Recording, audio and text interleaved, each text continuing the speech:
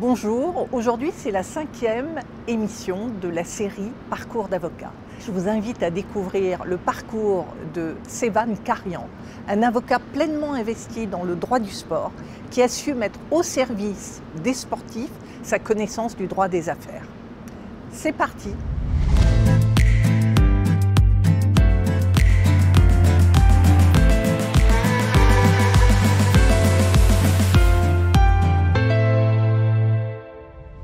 Je vous invite à découvrir le parcours atypique de Sevan Karian.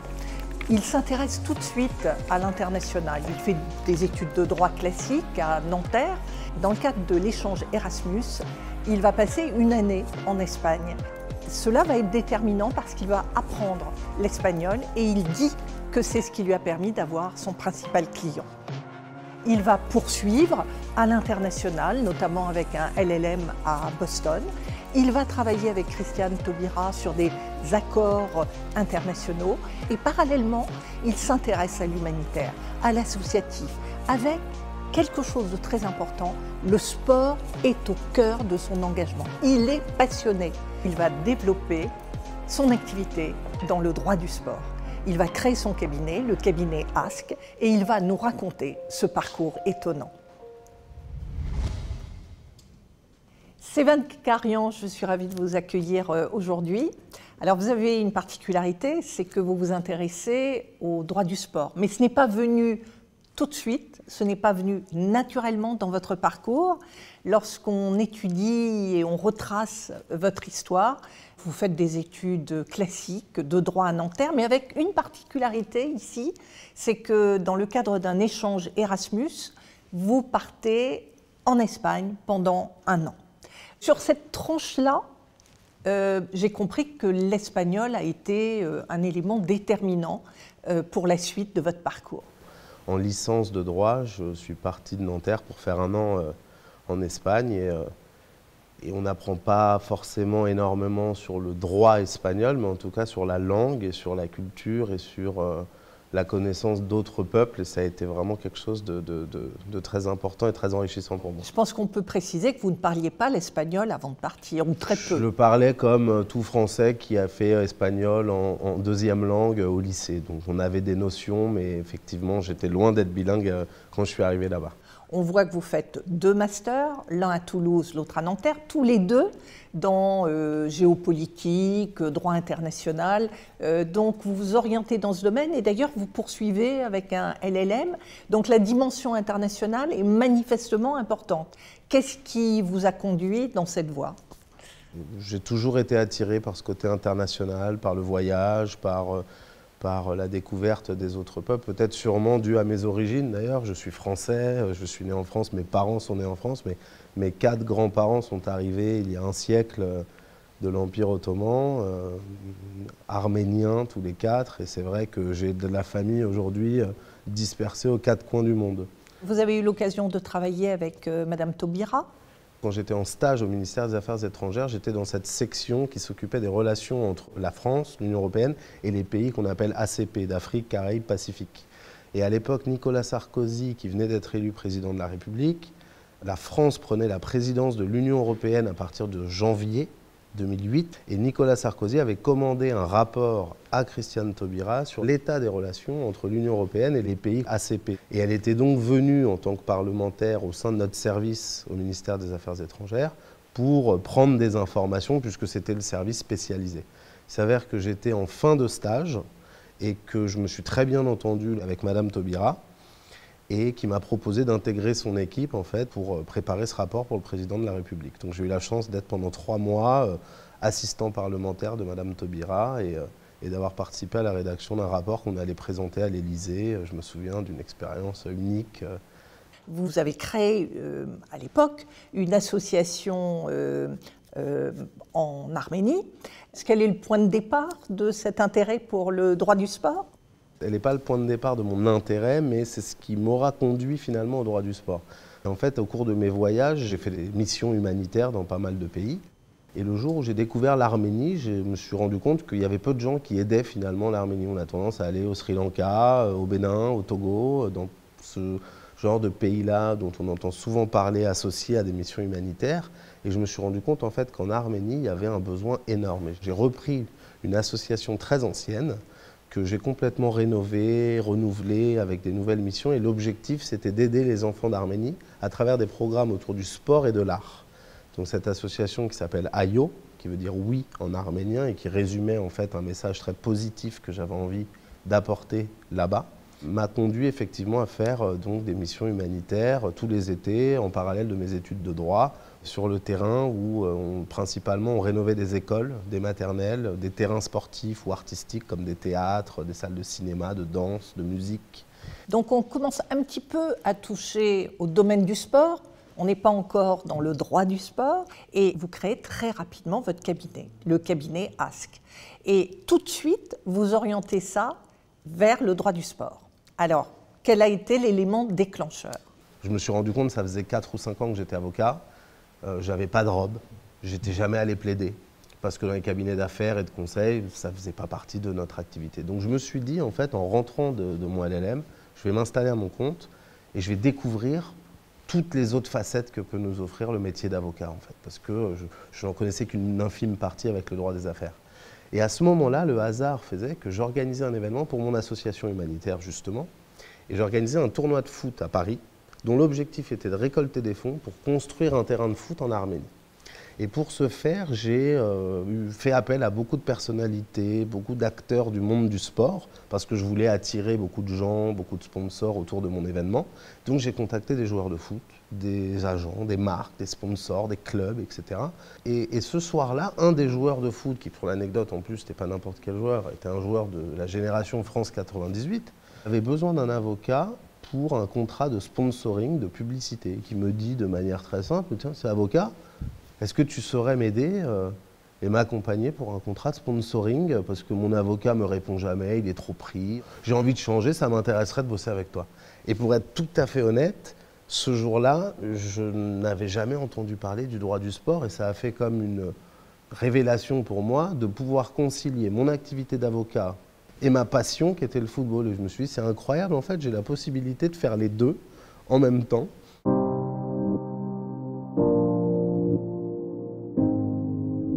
Votre cabinet se crée dans la foulée, autour du droit du sport.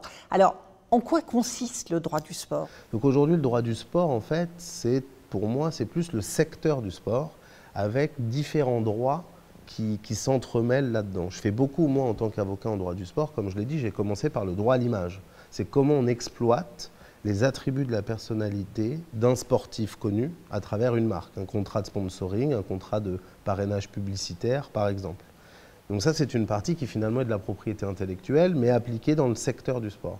On a ensuite le droit du travail, puisque le droit du sport, principalement, quand je représente un joueur ou un club, c'est un contrat de travail, tout simplement, appliqué à la discipline sportive, donc avec certaines spécificités. Et ensuite, effectivement, la dimension sport peut être plus réglementaire, ou selon le secteur, que l'on soit dans le football, le basket, le surf ou le tennis, on va avoir des règlements spécifiques à chaque secteur qui vont s'appliquer. En fait, vous êtes en train de nous dire que le droit du sport, c'est avant tout une approche sectorielle, c'est une bonne connaissance des sportifs, de leurs attentes, de leurs besoins. D'ailleurs, j'ai vu qu'au-delà des footballeurs, vous vous intéressez aux golfeurs, aux surfeurs, donc la palette est en même temps très large. Et j'ai vu aussi, élément qui m'a intéressée, que vous avez beaucoup travaillé pour l'équipe féminine de football. Alors, je ne sais pas s'il y a des spécificités. Ma passion principale, c'est le football et c'est aujourd'hui 80% de mon activité. Mais c'est vrai que le surf, comme vous le dites, ou le golf, qui sont des sports que j'aime beaucoup aussi, je m'y suis intéressé pour accompagner des acteurs de ces disciplines-là qui sont aussi très spécifiques. On a le sport collectif et le sport individuel sont vraiment deux fonctionnements très différents. Puisque le sportif individuel, lui, n'a pas de contrat de travail et vit principalement de ses sponsors. Donc cette dimension est très importante. Et pour les filles et le sport féminin en général, ça rejoint aussi ce que je vous disais avec cette envie, sans être dans les clichés, mais d'avoir envie d'aider les plus vulnérables et les moins protégés en tant qu'avocat. Ne me dites pas que les femmes sont plus vulnérables que les hommes en droit du sport, c'est ça ce que vous êtes en train de dire? Dans le sport, elles le sont, clairement. J'ai commencé à m'intéresser au football féminin lorsqu'une fille, justement, une joueuse du Paris Saint-Germain, est venue me solliciter pour me dire « j'aimerais que vous puissiez m'accompagner dans la négociation de mon contrat avec le PSG, parce qu'aujourd'hui, je travaille toute la journée, c'est un temps plein, comme un garçon, je n'ai pas de contrat, et aujourd'hui, on me propose une sorte de contrat, mais avec un salaire qui ne me permet absolument pas de subvenir à mes besoins, et du coup de pratiquer mon sport alors que je fais les mêmes sacrifices qu'un garçon, ça me prend le même temps, la même énergie. Donc oui, clairement, les femmes étaient, et le sont encore aujourd'hui, beaucoup plus vulnérables dans ce domaine-là. Pour répondre à votre question sur la spécificité, là pour parler vraiment juridique, il y a des textes qui sont prévus pour protéger les joueurs de foot avec une convention collective, la charte du football professionnel, des salaires minimums, des durées de contrat, des types de contrats qui n'existent pas, qui ne s'appliquent pas aux femmes, qui elles sont soumises à toute la réglementation qui concerne le sport amateur. C'est quand même quelque chose qui est assez incroyable. Et malgré l'évolution qu'on a constatée au cours de ces 10 dernières années, qui est impressionnante, c'est étonnant de voir à quel point les femmes dans le sport... Donc vous travaillez pour l'égalité, c'est formidable. Pour moi, c'était très important, effectivement. Ouais. Alors j'ai vu que ce parcours époustouflant, hein, parce qu'en moins de 10 ans, vous apparaissez dans les 100 personnalités du monde sportif. Un mot sur ce classement qui a été publié, je crois, il y a une année. C'est vrai que j'ai la chance aujourd'hui d'être reconnu comme spécialiste du droit du sport, alors que effectivement, je n'avais pas cette formation et c'est un métier que j'ai découvert sur le tard, hein, encore une fois, avec mon expérience professionnelle. Enfin, assez rapidement quand même. Mais rapidement, oui, effectivement, un peu moins d'une dizaine d'années. Et des classements comme, on en parlait, le classement Choiseul, de l'Institut Choiseul, qui classe effectivement les personnalités de moins de 40 ans qui font le sport en France. Et c'est intéressant parce que c'est un classement sport-business. Et du coup, c'est montrer que l'avocat peut aussi étendre, on va dire, un peu son champ de compétences, pas seulement au domaine purement juridique, qui est la rédaction de contrats et la défense des intérêts de ses clients devant un tribunal, mais aussi quelque chose d'un peu plus large où on peut conseiller en stratégie, en image, en gestion de carrière, ce qui fait l'objet aujourd'hui de nombreux débats, on le sait, puisque une guéguerre qui commence à avoir lieu entre les avocats, et notamment cette partie mandataire sportif qu'on essaye de développer au sein de l'ordre, et les agents sportifs qui font de la résistance. Un dernier mot concernant le mandataire sportif. J'ai vu que vous étiez sur la liste des mandataires sportifs, mais vous n'exercez pas comme mandataire sportif. Est-ce qu'il y a une raison? Est-ce que cet exercice est particulier? Qu'est-ce que ça apporte à la spécialité elle-même? Pour moi, en fait, effectivement, l'activité de mandataire sportif, elle est équivalente à celle d'un agent sportif. Vous représentez un athlète, pour prendre l'exemple du joueur de foot. Si vous représentez à titre exclusif un joueur de foot, vous devez l'accompagner dans sa carrière au niveau sportif, vous devez l'accompagner au niveau de la recherche de clubs pour évoluer au sein de sa carrière, ce qui implique d'appeler des clubs, de parler football, d'aller voir des matchs, d'être au bord du terrain et de faire une activité qui, pour le coup, s'éloigne pas mal de ce qu'on imagine de la profession d'avocat, qui est, encore une fois, plus de faire le juridique. Maintenant, moi je l'ai fait au début, quand j'ai créé mon cabinet il y a une dizaine d'années, parce qu'encore une fois, le football est ma passion, et je me suis rendu compte que je pouvais aller négocier avec des clubs pour des joueurs, ce que je regardais à la télé, ou comme je le dis souvent, quand je me levais le matin, je lis l'équipe comme première chose pour le travail, ce qui me semblait à une époque complètement pas réalisable, on va dire. Et en fait, cette activité, je l'ai faite, je l'ai découverte, je l'ai appréciée pendant un temps, mais c'est vrai que j'ai eu deux problèmes. Le premier, bon, déjà, c'est gérer des joueurs de foot. C'est très sport, c'est un métier à part entière. Et la deuxième, c'est que j'ai beaucoup de mes clients en fait, qui sont des agents sportifs. Et moi, je me considère que si vous êtes avocat en droit du sport, vous êtes un spécialiste de la relation juridique qu'il y a entre les agents, les joueurs, les clubs, les fédérations. Et si vous exercez cette activité qui finalement est un peu concurrente de celle de l'agent sportif, vous êtes en conflit d'intérêts. Moi aujourd'hui, je travaille avec des agents sportifs, ce sont mes clients, et quand des joueurs, parce que ça m'arrive assez régulièrement, me sollicitent pour les représenter dans l'accompagnement dans leur carrière, je préfère un système où je leur recommande de travailler avec un agent sportif, que je peux leur présenter s'ils le souhaitent, sur cette partie vraiment foot, sport, quotidien, et moi de participer vraiment à la partie stratégie, négociation et contrat. Et je trouve que vraiment ces deux aspects de la profession, agent plus avocat en droit du sport, sont parfaitement complémentaires. Merci Sévan pour toutes ces précisions, votre parcours est très inspirant. Nous allons à présent, ce n'est pas terminé, nous allons accueillir Marie Yes, une élève avocate qui est tout à fait intéressée par votre parcours et qui a des questions à vous poser.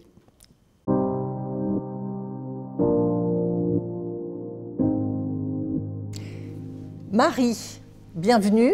Merci. Marie est élève avocate à l'EFB Paris. Elle a un point commun avec vous, très investie dans l'associatif. Elle est présidente de l'association de théâtre de l'EFB. Elle est également trésorière de la clinique juridique. Elle a des questions à vous poser. On a eu un récent arrêt de la Cour d'appel de Paris sur le statut de l'avocat mandataire sportif. Qu'est-ce que vous avez pensé de cet arrêt ? C'est effectivement un sujet brûlant d'actualité pour les avocats mandataires sportifs et cette décision, à mon avis, pour moi et pour beaucoup de nos confrères, elle est plus politique que juridique déjà. En réalité, elle a été initiée par un syndicat d'agents sportifs qui voit d'un très mauvais œil l'arrivée des avocats sur leur marché, puisqu'ils sont, eux, soumis à un régime de licence à travers un examen qu'ils doivent passer. Et nous, avocats, on est arrivés un peu sur ce marché, entre guillemets, avec le droit d'exercer la même activité qu'eux. Ce qui a toujours été le cas. En tant qu'avocat, on a toujours eu le droit de représenter nos clients, quels qu'ils soient. Donc ce n'est pas une nouveauté, mais il y a énormément d'incompréhension autour de ce statut-là. Et cette décision, elle est très malheureuse parce qu'en fait, il y a beaucoup de quiproquos, beaucoup de malentendus et beaucoup d'erreurs même dans cette décision. Principalement, en fait, elle est venue annuler ou en tout cas déclarer illégale une nouvelle disposition du règlement intérieur du barreau de Paris qui précisait finalement deux choses. C'est que, un, l'avocat a le droit, à titre accessoire, d'exercer une activité commerciale et qui consiste notamment à appeler des clubs, par exemple, pour proposer les services de ses clients. Et ça, on nous dit que c'est interdit parce que lorsque vous êtes avocat, lorsque vous êtes mandataire ou agent, vous ne pouvez pas exercer ça à titre accessoire, c'est forcément principal, ce qui est une erreur déjà manifeste. Moi, dans mon cas, comme je vous le disais tout à l'heure, je représente des joueurs de foot qui sont connus. Je n'ai pas besoin d'appeler des clubs pour proposer leurs services, ce sont les clubs qui m'appellent. Et donc la principale activité pour moi est de négocier et de rédiger des contrats. Donc déjà, c'est une première erreur qu'a fait, je pense, la Cour d'appel de Paris. Et la deuxième, c'est qu'elle dit qu'il y a conflit d'intérêts lorsqu'on permet à l'avocat d'être rémunéré par une autre personne que son client. Et pourtant, c'est simplement un système qui existe aujourd'hui, qui est répandu dans le milieu du sport, où les clubs de foot, en fait, s'acquittent de la commission de l'agent ou de l'avocat, du représentant, au nom et pour le compte de l'athlète, après avoir obtenu l'accord de l'athlète. Donc là, en l'occurrence, c'est votre client qui dit « je dois une commission à mon avocat », le club va le payer au nom et pour le compte de ma personne. Ce qu'il fait avec l'agent sportif et qui est autorisé, et dans lequel, a priori, donc, il n'y aurait pas de conflit d'intérêt. Lorsque l'on est avocat, il y a un conflit d'intérêt. Donc j'avoue que c'est quelque chose que je n'arrive pas à comprendre et qui, à mon sens, voilà, n'a pas de sens et j'espère fera l'objet d'un pourvoi en cassation dont on verra quels seront les résultats. Quels sont les conseils que vous pourriez donner à un jeune avocat qui se lance dans le milieu du droit du sport ? Je constate aujourd'hui que beaucoup d'étudiants qui notamment font des candidatures, moi au sein de mon cabinet, sont attirés par le droit du sport avant tout parce que le sport est leur passion. Et ça, je ne peux pas dire l'inverse, c'est génial, j'ai la chance de vivre dans ce milieu-là et donc concilier travail et passion, c'est très intéressant et c'est très enrichissant et si on a la chance de pouvoir le faire, c'est top. Il faut juste être conscient aujourd'hui que le droit du sport est un nouveau domaine du droit, mais qu'il est aussi très concurrentiel et qu'il n'est pas si spécifique. Encore une fois, c'est un mélange de beaucoup de matières appliquées à un secteur. Il y a une place pour l'avocat aujourd'hui, il faut en être conscient. Et il ne faut pas confondre, encore une fois, avocat en droit du sport et mandataire sportif, qui sont, à mon avis, deux métiers différents. Merci Sévan. Votre parcours est vraiment inspirant. Il démontre que la passion permet d'avancer, mais que surtout, ce qui est important, c'est d'avoir de l'ouverture et finalement de savoir saisir les opportunités. J'espère que cela inspirera la jeune génération, ce mélange de profession, exercice professionnel, de passion. C'est un cocktail rare, mais possible, vous l'avez démontré. Et je remercie beaucoup Marie qui s'est penché sur votre parcours et m'a donné toute la matière. Donc merci à tous les deux. Merci à vous, c'était un plaisir. Et voilà, c'est la fin de cette émission. J'ai été ravie de passer ce moment avec vous. Rendez-vous pour la 6e édition avec une avocate lobbyiste, l'occasion de découvrir un nouveau secteur du droit.